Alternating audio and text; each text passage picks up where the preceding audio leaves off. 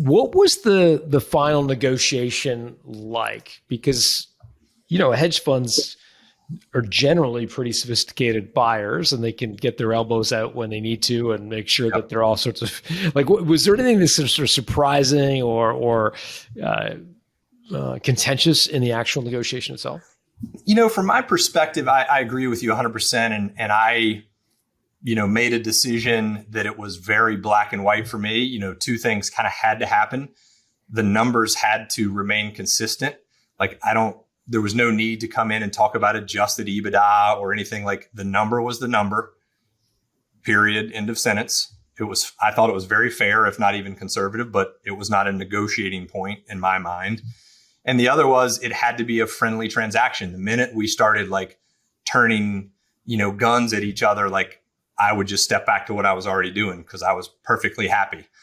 So to me, those two truths and kind of rigid things allowed us, and I'm sure they felt the same way about some things, is like, we don't need to talk about that because that's not a negotiating point. If you think the number's unfair, that was 6 months ago, So, but it was very friendly. It was, I think everybody went into it with the goal of like, it has to feel good all the way through, even post wiring the money. Like we need to be able to call each other the next day and nobody really took advantage of the other person. And it felt that way to me. I hope they would say the same.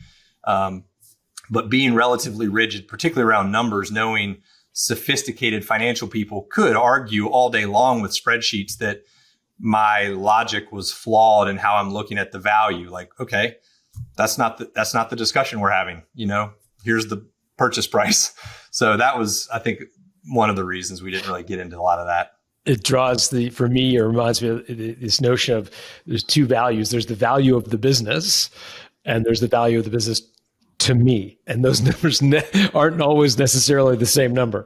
And exactly for you, right. You'd gotten clear on what it was valued to you. And that was the number that you were agreeing to negotiate on.